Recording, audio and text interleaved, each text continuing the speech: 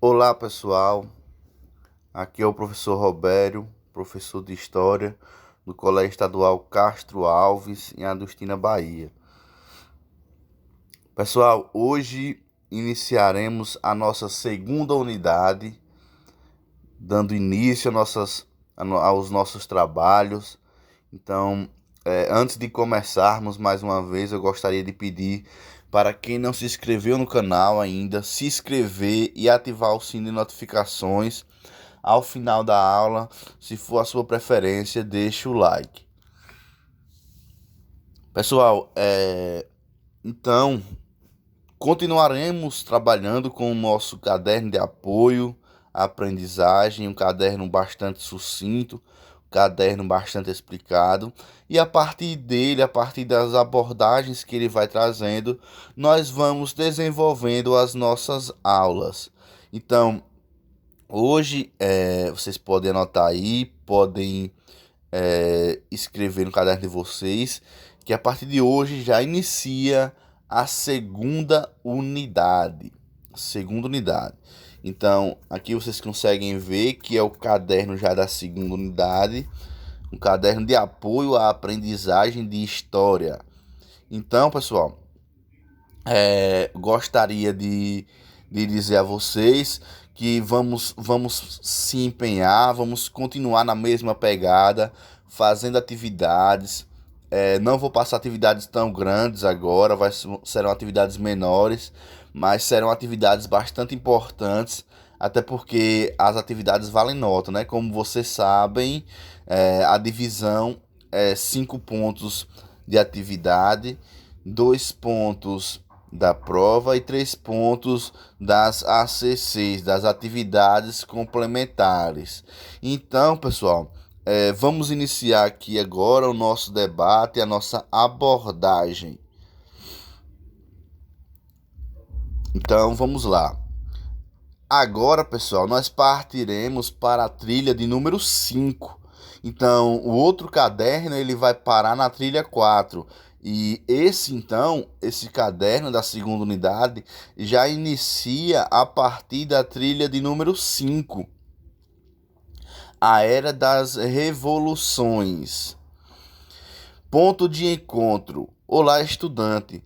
A nossa trilha nos leva agora para a Europa da chamada Era das Revoluções. Houveram mudanças profundas que impactaram o mundo ocidental. Arrumem seus materiais e se preparem para a nossa próxima viagem no tempo. Pegue o caderno, caneta, lápis, borracha, livro didático, adotado pela escola e outros livros de história, revistas, jornais, celulares, notebooks. Vai ser uma longa caminhada.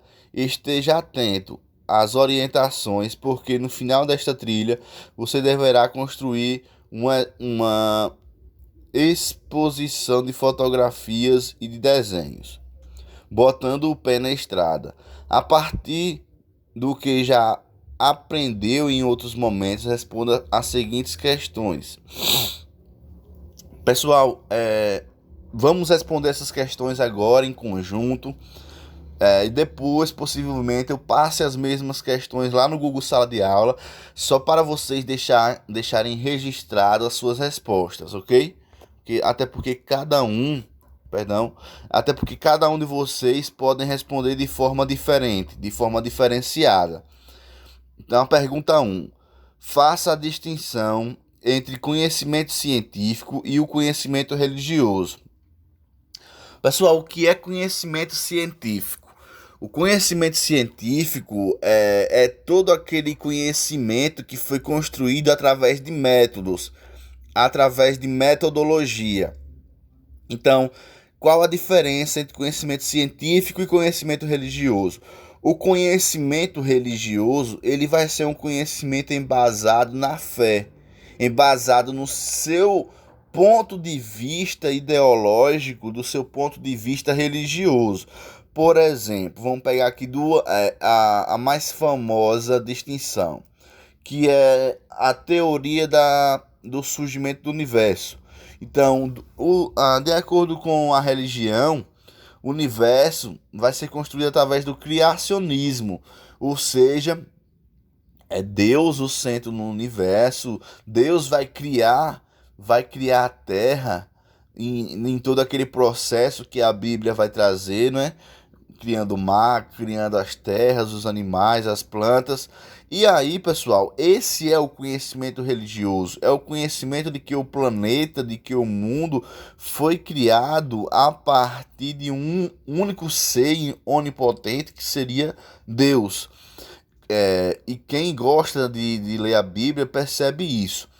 E outra questão, o conhecimento científico, em contrapartida, vai dizer que o universo vai ser criado através da teoria do Big Bang, ou seja, da grande explosão que vai acontecer dentro dessa constelação, e a partir dessa explosão as massas vão se unificar e vão gerar um bloco de terra, um bloco de areia, um bloco de massas que vai dar origem à circunferência da Terra e posteriormente a toda a vida que vai surgir. Então, o que significa dizer, basicamente, é que o conhecimento científico ele vai se basear em arqueologia, vai se basear em análises de solo, vai se basear em uma série de outros métodos científicos para desenvolver as suas teorias, sobretudo essa teoria do Big Bang. E, e principalmente o conhecimento científico vai possibilitar o desenvolvimento de tantas outras coisas que vão ser cruciais para nossas vidas, tal como a vacina que tem hoje no Brasil, a vacina contra a Covid-19. Então, o método, a metodologia, ela cria possibilidade de se construir cientificamente. Então tem que ter o passo. Primeiro, como foi que foi feita essa vacina contra o coronavírus? Eu acho que eu já expliquei até a vocês. Primeiro passo é a hipótese. A doença existe, a doença estava matando e ainda está, e os cientistas vão lançar hipóteses. Como podemos criar a vacina? Primeiramente, eles vão analisar a patologia do vírus, toda a sua organização celular. Depois vão tentar buscar metodologias, fazendo perguntas a todo momento, fazendo testes, testando a todo momento. Primeiramente testes em animais, depois em humanos, justamente para criar a segurança e a eficácia da vacina. Então, se não tiver a metodologia, não tem como ter vacina. Você percebe que demorou 1 ano para ter a vacina, né? Menos de 1 ano, um pouquinho. Mas é porque tem que ter, pessoal, tem que existir, melhor dizendo, uma metodologia. Porque estamos falando de seres humanos. Não podemos aplicar uma vacina em massa em seres humanos, uma vacina que poderá causar grandes efeitos colaterais no futuro. Então tem que ter a testagem, tem que ter o tempo de hipóteses, o tempo de perguntas, tem que aparecer os resultados para só depois lançar a vacina no mercado. Então isso é conhecimento científico.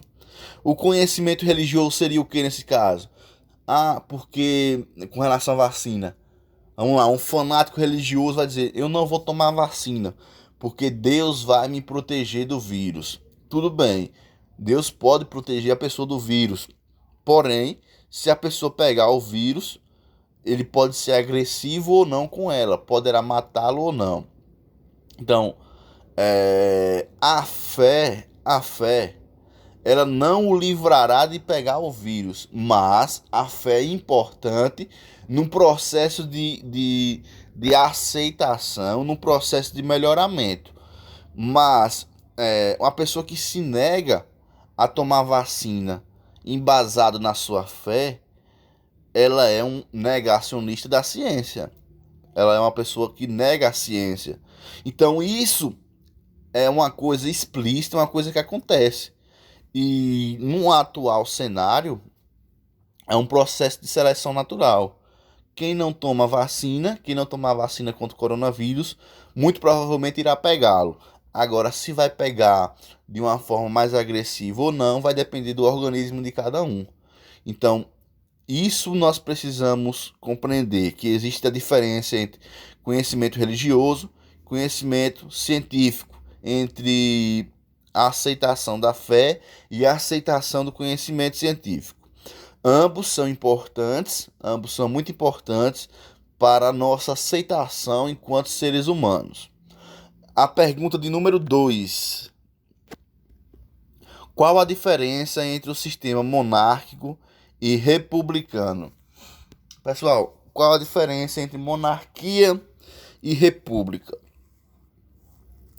Se vocês prestarem bastante atenção, vocês irão perceber que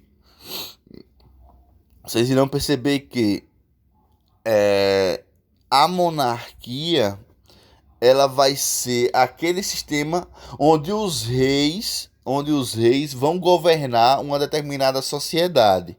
E já a república nada mais é do que um sistema democrático de direito. Então, vamos lá. O Brasil já foi uma monarquia? De certa forma, sim. O Brasil foi imperial. Ou seja, nós tínhamos a figura do Dom João VI, nós tínhamos a figura do Dom Pedro II, do Dom Pedro I. E a corte portuguesa vai sair de lá da Europa, vai sair de Portugal para vir para o Brasil, fugindo da figura do Napoleão Bonaparte, do francês, daquele general francês.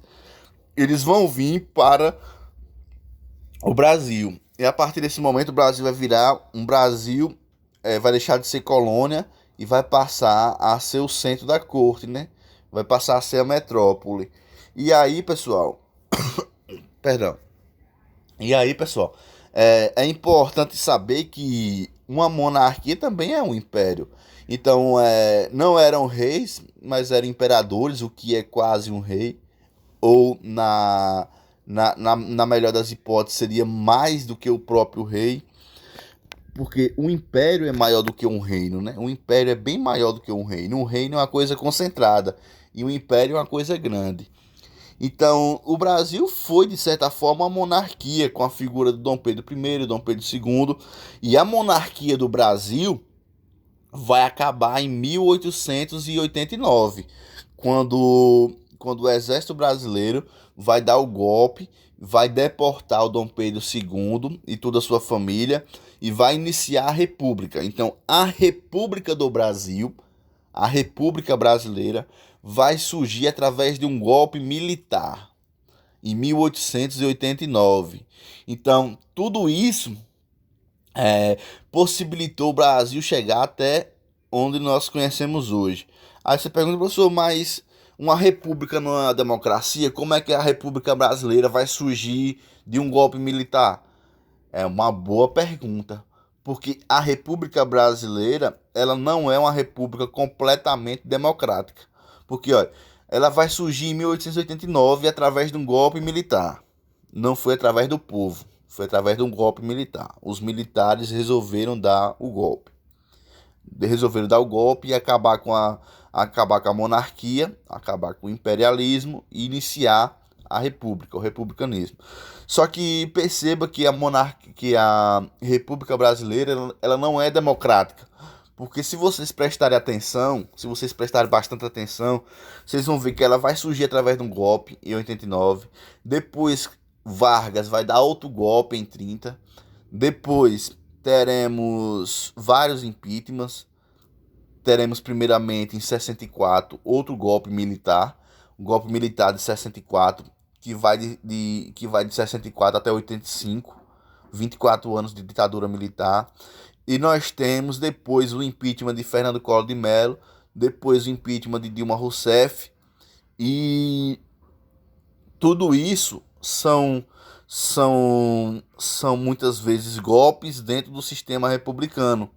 Então muita gente diz, muitos especialistas, muitos historiadores vão dizer que a República Brasileira, ela não é 100% democrática. Ela não é uma república 100% democrática de direito.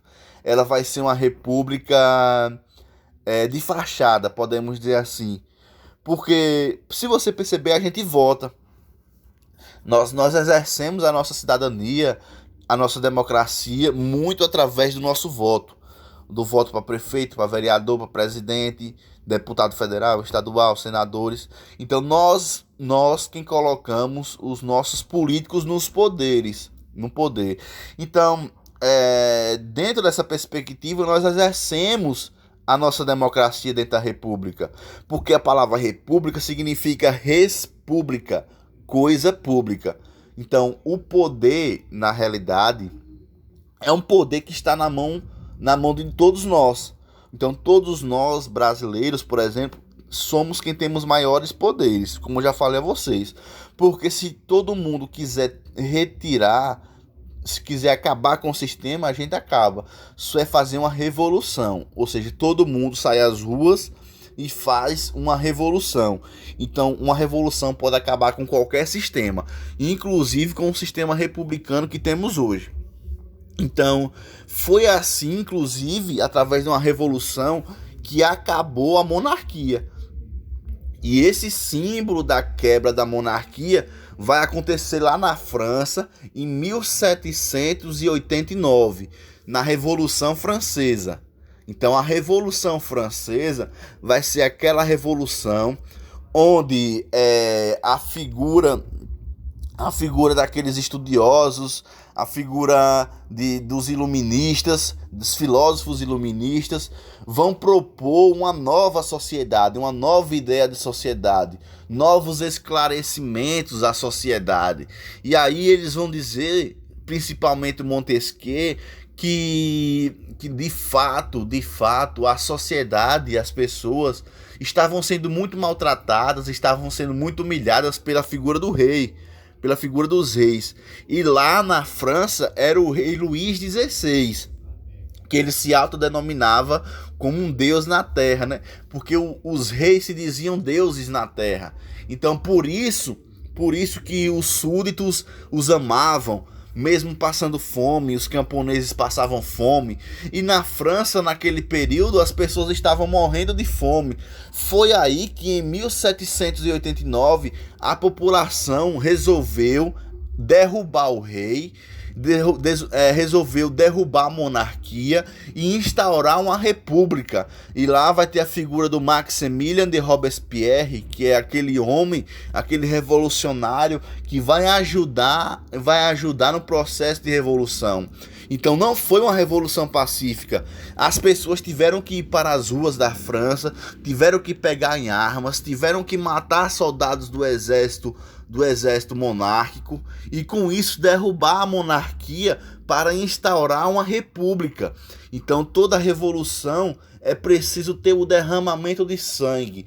Toda revolução tem sangue derramado e só faz a revolução se existir essa vontade. Então na França, em 1789, nós tínhamos crianças, nós tínhamos mulheres, homens, velhos, novos, todos pegaram em armas, facão, pegaram em espingardas, pegaram em foice, roçadeiras e começaram a matar os soldados da monarquia, os soldados do rei, para assim depois chegar até o próprio rei e guilhotinar o rei. O rei foi morto.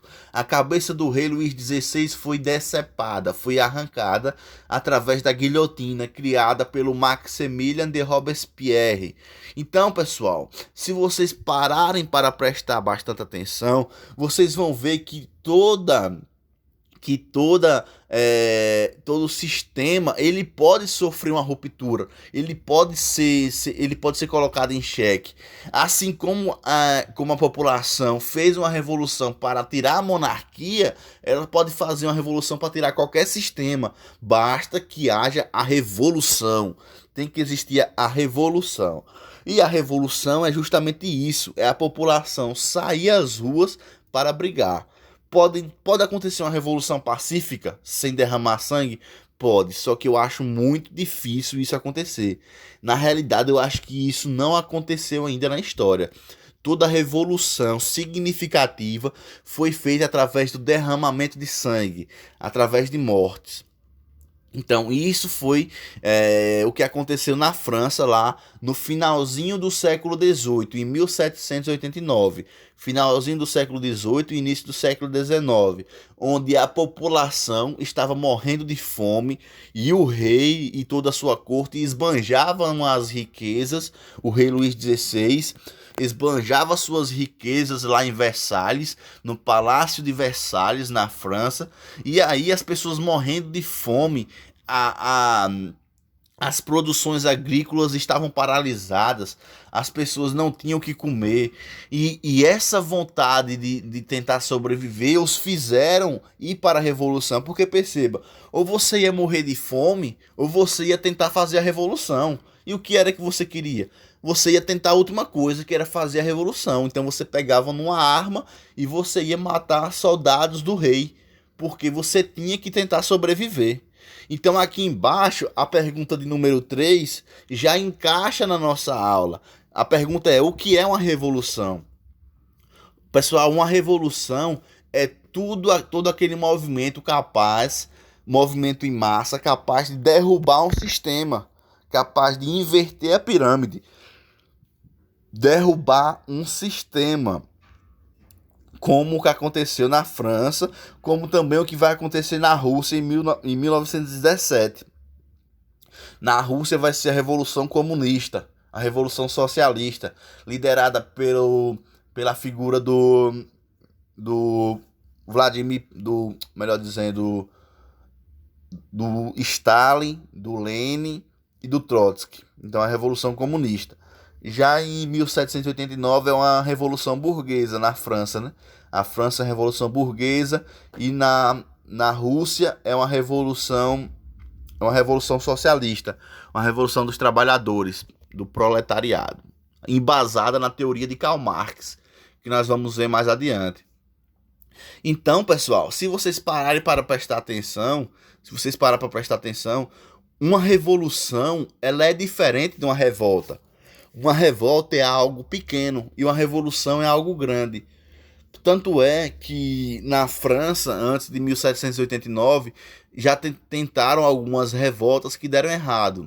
E aí, em 1789, quando a revolução explodiu lá em Paris, um funcionário do rei, e isso está registrado em documentos históricos, um funcionário do rei chegou até o rei Luís XVI, lá no palácio, falou assim: meu rei, está acontecendo isso na sociedade. Aí o rei pergunta: é uma revolta? O funcionário do rei vai dizer: não, dessa vez é uma revolução.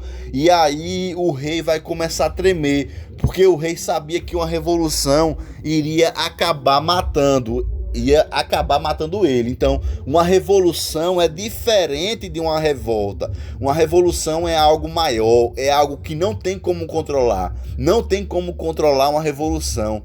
Uma revolução explode em todo o país. É impossível controlar uma revolução.